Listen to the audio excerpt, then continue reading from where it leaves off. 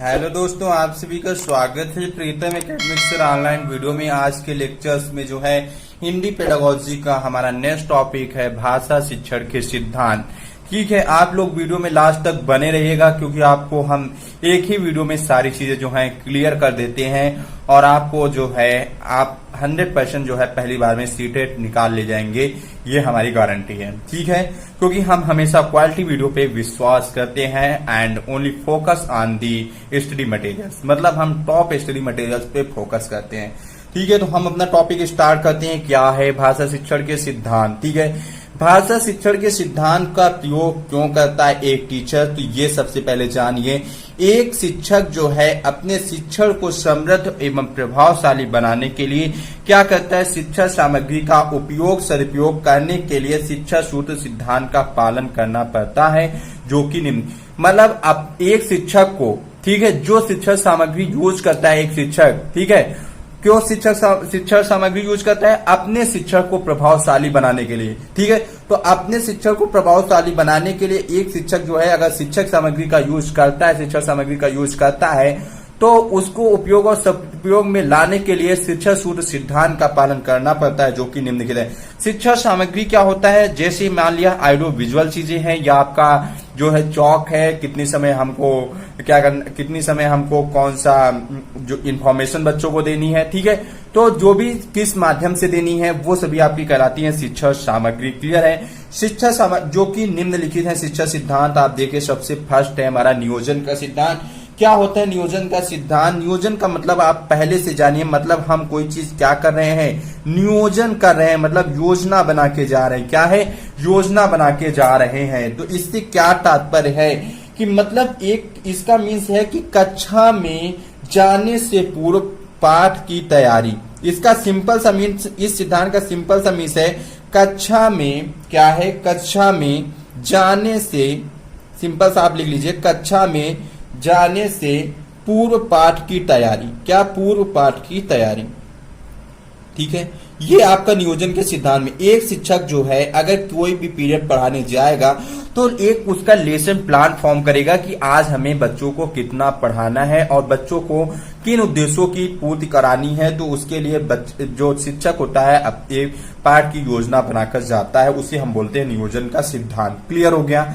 Next आता है व्यक्तिगत विभिन्नता का सिद्धांत। इसका क्या मीन्स है? एक चीज आप ध्यानिए, व्यक्तिगत विभिन्नता क्या है? ये व्यक्तिगत विभिन्नता, इसका सिंपल सा मीन्स ये है कि जो प्रत्येक छात्र होता है हर एक दूसरे छात्र से अपनी योग्यता, मतलब विभिन्नता किसमें देखने की मिलती है? मीन्स अपनी योग्यता। क्या है? योग्यता हो गई, आपकी रुचि हो गई, ठीक है, योग्यता हो गई, रुचि हो गई, आपकी क्षमता हो गई, ठीक है, आपकी अभिवृत्ति हो गई, ठीक है, आपकी अभिवृत्ति हो गई। ठीक है, ये आपकी मतलब एक प्रत्येक छात्र दूसरे छात्र से योग्यता, रुचि, क्षमता और अभिवृत्ति और संवेगात्मक प्रवृत्ति आदि में क्या होता है? भिन्न होता है। तो इसलिए शिक्षक को जो है क्या करना पड़ेगा, उसको व्यक्तिगत विभिन्नता को ध्यान में रखते हुए अपने शिक्षा सिद्धांत का मतलब शिक्षण को प्रभावशाली बनाना पड़ेगा। ठीक है, मतलब इसका सिंपल सा मीन्स है व्यक्तिगत विभिन्नता क्यों देखने को मिलती है, क्योंकि जो बच्चे आते हैं एक कक्षा में वो भिन्न भिन्न भाषा परिवेश से आते हैं। ठीक है, तो आए हुए बच्चों में उनकी विभिन्नता देखने को मिलती है, जो कि योग्यता, रुचि, क्षमता, अभिव्यक्ति के आधार पे। तो इसलिए उनकी व्यक्तिगत विभिन्नता को ध्यान में रखते हुए हमें शिक्षण को प्रभावशाली बनाना पड़ता है। क्लियर हो गया? नेक्स्ट आता है अनुपात एवं क्रम का सिद्धांत। इसका मीन्स ये है कि सबसे पहले जो है कि क्या करना पड़ता है, आप जानते होंगे भाषा कौशल LSRW। ठीक है, एल का मीन्स क्या होता है? आपको सुनना, ठीक है, आपका क्या है? लिसनिंग मतलब सुनना। एस से स्पीकिंग, जिसका मीन्स होता है बोलना। क्लियर है? रीडिंग मीन्स होता है जिसका मीन्स आपका होता है पढ़ना, और राइटिंग का मीन्स नेक्स्ट होता है आपका लिखना। ठीक है, तो अनुपात एवं क्रम का सिद्धांत यही करता है कि भाषा के जो ये कौशल हैं LSRW, इनको क्रम में सिखाया जाए। यह सिद्धांत इस पर बल देता है, मतलब भाषा कौशल के सिद्धांत पर बल देता है, मतलब अनुपात एवं क्रम का सिद्धांत। क्लियर है?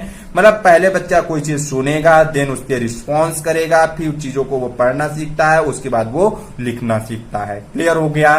नेक्स्ट आपका आता है शिक्षा सूत्र के क्रियान्वयन का सिद्धांत। आपका मोस्ट इंपॉर्टेंट है शिक्षा सूत्र के क्रियान्वयन का सिद्धांत। आपको शिक्षा सूत्र क्या होते हैं कि एक शिक्षक जो है जब अपनी शिक्षण को मतलब शिक्षण कार्य को प्रारंभ करता है तो उसमें क्या करता है, शिक्षा सूत्र को क्रियान्वित करता है। सब शिक्षा सूत्र कौन से हैं, सरल से कठिन की ओर। क्या है, सरल से कठिन की ओर। क्लियर हो गया। इसका मीन्स क्या होता है कि देखिए पहले जो है शिक्षक क्या करता है कि अपनी चीज को क्या करते हैं, बच्चों को सरल शब्दों में समझाता है। ठीक है, मतलब अगर कोई लेसन स्टार्ट करना है तो वो उसके बारे में थोड़ा सरल शब्दों में बताएगा ताकि बच्चे रुचि लें, फिर उस विषय वस्तु को क्या करता है, आरंभ करता है। क्लियर हो गया। अनिश्चित से निश्चित की ओर। क्या है, अनिश्चित से निश्चित की ओर। इसका क्या मीन्स है, पहले बालक को देखी हुई चीजें मतलब इसका मीन्स ये होता है कि पहले जो होता है वो क्या करता है, अनिश्चित विचारों के आधार पर निश्चित एवं स्पष्ट विचार बनाए जाने चाहिए। इसका सिंपल सा मीन्स है कि अनिश्चित विचार जो होते हैं उनके आधार पर निश्चित विचार जो है बनाने चाहिए। ठीक है, तो ये क्या होता है कि आपको एक चीज ये है कि पहले जो होता है कि आप अनिश्चित चीज से बच्चों को निश्चित चीज की ओर ले चलेंगे। क्लियर है। नेक्स्ट आपका आता है ज्ञात से अज्ञात की ओर। क्या है, ज्ञात से अज्ञात की ओर। इसका मीन्स क्या है कि जो बात छात्र जानता है, ठीक है, जो बात छात्र जानता है उसको कहते हैं ज्ञात, और जो चीज बच्चा नहीं जानता है उसको कहते हैं अज्ञात। तो जो बच्चा जानता है उससे जो है स्टार्ट करके आपको अज्ञात की ओर ले जाना चाहिए। क्लियर है। अनिश्चित का मीन्स ये होता है कि बच्चा जो चीज देखता है वो निश्चित होती है और जो चीज नहीं देखता वो अनिश्चित होती है। तो आपको क्या करना पड़ेगा, जो अनिश्चित चीजों को क्या करना पड़ेगा, निश्चित चीजों की ओर क्या करना पड़ेगा, ले जाना पड़ेगा। पूर्ण से अंश की ओर। इसका सिंपल सा मीन्स क्या है, पूर्ण से अंश की ओर। इसका क्या तात्पर्य है, तो आप देखिए पूर्ण से अंश की ओर का मीन्स ये होता है कि देखिए आप क्या करते हैं कि पहले वाक्य फिर शब्द तब वर्ण की शिक्षा दी जाए। ठीक है, मीन्स इसका सिंपल सा मीन्स है पहले बच्चे को वाक्य फिर दिन शब्द फिर उसको जो है वर्ण की ओर ले जाया जाए। ठीक है, इसका मीन्स ये होता है। नेक्स्ट आता है मूर्त से अमूर्त की ओर। इसका क्या तात्पर्य है कि बच्चा जो है स्थूल से सूक्ष्म की ओर इसको बोल देते हैं। इसका मीन्स क्या होता है कि जैसे मान लिया कि जो है अगर बच्चा जो है घोड़ा देखकर उसके अंदर क्या होता है, घोड़े का प्रत्यय बनता है। ठीक है, तो क्या करना पड़ता है कि मूर्त से मतलब मूर्त से आपको क्या करना पड़ेगा, पहले बच्चे को फिगर दिखाना पड़ेगा, देन आप उस वर्ड को आप निकलवाएंगे। ठीक है, अमूर्त मतलब फिगर दिखाएंगे, देन आप उसके से प्रत्यय निकलवाएंगे। ठीक है, आगमन से निगमन की ओर। ठीक है, आगमन से निगमन की ओर, ये आपका बहुत इंपॉर्टेंट है। मीन्स इसमें क्या होता है, आगमन से निगमन की ओर। ठीक है, मीन्स इसका मीन्स होता है एक जो ये आपका आगमन होता है, इसमें क्या होता है कि आपको उदाहरण से नियम की ओर शिक्षक ले जाता है। और इसमें निगमन में क्या होता है, इंडक्टिव इसको बोलते हैं, इसको डिडक्टिव बोलते हैं। मीन्स इसमें जो है नियम से उदाहरण की ओर ले जाता है। मीन्स पहले टीचर जो होता है वो उदाहरण बताता है, देन नियम निकालता है। जैसे मान लिया टीचर ने बोला ये आपके राम है, ये शाम है, ये आपकी किताब है, फिर बोला कि ये जो जितने भी सारी नाम की चीजें हैं ये आपके नाउन है। ठीक है, मतलब संज्ञा है।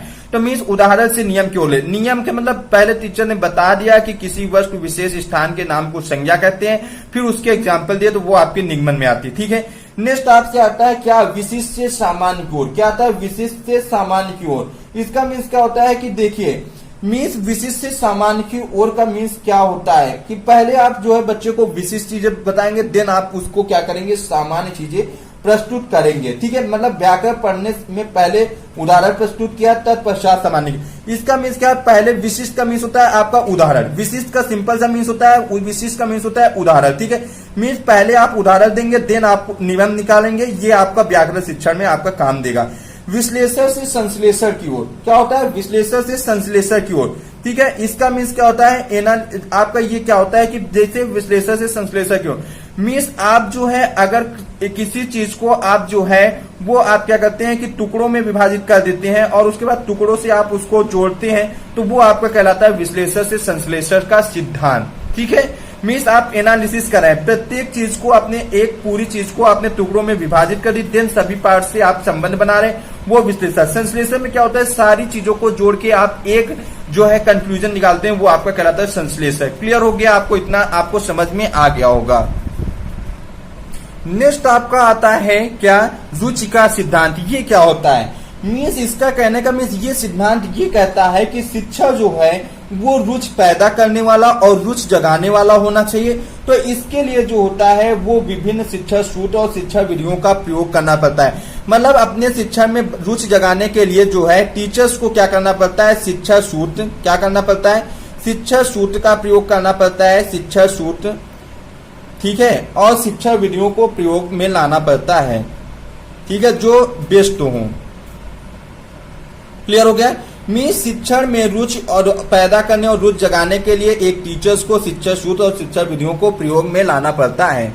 नेक्स्ट आपका आता है क्रियाशीलता का सिद्धांत। ये सिद्धांत क्या कहता है कि इसका मीन्स ये होता है कि क्रियाशीलता का मीन्स ये होता है कि नित्य उससे क्या किया जाए, नवीन कार्य कराए जाए, ठीक है, मतलब अनेक नवीन तरह तरह के कार्य कराए जाए, जैसे अभ्यास है, सूत्र लेखन है या साहित्यिक कार्यक्रम का आयोजन किया जाए, जिसमें बच्चा क्या हो सके, क्रियाशीलता से काम कर सके, ठीक है।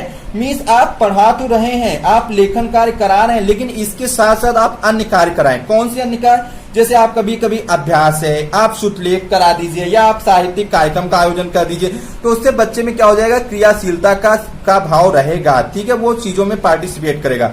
नेक्स्ट आपका आता है सहानुभूति का सिद्धांत। ये क्या होता है कि जो एक शिक्षक का व्यवहार जो होना चाहिए, ये सिद्धांत ये कहते हैं कि शिक्षक का जो व्यवहार होता है वो सहानुभूति और प्रेम भरा होना चाहिए। क्या होना चाहिए, सहानुभूति और प्रेम भरा होना चाहिए, ठीक है, मतलब सहानुभूति और प्रेम भरा होना चाहिए, ठीक है, ताकि जो है बच्चे जो है उसमें इंटरेस्ट ले सकें।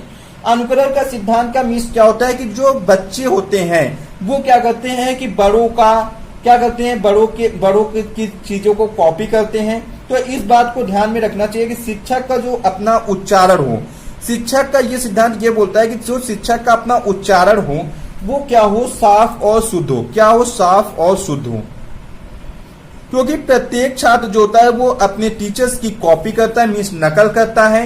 तो ये सिद्धांत ये कहता है कि टीचर्स का अपना उच्चारण जो होना चाहिए वो साफ और शुद्ध होना चाहिए। क्लियर है। नेक्स्ट आता है आपका प्रेरणा एंड पुनर्बलन का सिद्धांत। ये सिद्धांत क्या बोलता है, ये आप देखिएगा, प्रेरणा और पुनर्बलन का सिद्धांत ये कहता है कि बच्चा जिस कौशल में क्या हो, अधूरा हो, कमजोर हो, उस कौशल का अभ्यास कराया जाना चाहिए, उस पर पुनर्बलन। मीन्स बच्चे के अंदर जिस कौशल में कमजोरी हो, क्या हो, जिस कौशल में कमजोर हो बच्चा, ठीक है, उस कौशल को क्या करना चाहिए, उस कौशल को अभ्यास कराना चाहिए, उस कौशल का अभ्यास कराना चाहिए। क्लियर है। और उस पर जो है पुनर्बलन देना चाहिए। क्या करना चाहिए, पुनर्बलन देना चाहिए, ठीक है, ताकि उसका वो कौशल में क्या हो सके, सुधार हो सके और उस कौशल में भी रुचि ले सके। क्लियर है। ये सिद्धांत ये बोलता है। नेक्स्ट आपका आता है परिपक्वता का सिद्धांत। ये सिद्धांत क्या बोलता है कि एक शिक्षक जो है अपने कार्य में परिपक्व हो। एक शिक्षक को जो है, जो कार्य शिक्षक कर रहा है उसको अपने कार्य में क्या होना चाहिए, परिपक्व होना चाहिए, अपने कार्य में परिपक्व होना चाहिए, कार्य में परिपक्व होना चाहिए, ठीक है, मैच्योर होना चाहिए, ठीक है, परिपक्व होना चाहिए, ठीक है। उसके जो बोलने का तरीका हो वो क्या हो, अपने कार्य में परिपक्व का मीन्स क्या हो कि उसके जो बोलने का तरीका है, ठीक है, वो सही हो, ठीक है, और दूसरे को क्या लगे, प्रभावशाली लगे, मतलब प्रभावशाली छाप छोड़े दूसरे के ऊपर, ये इस पर बल देता है।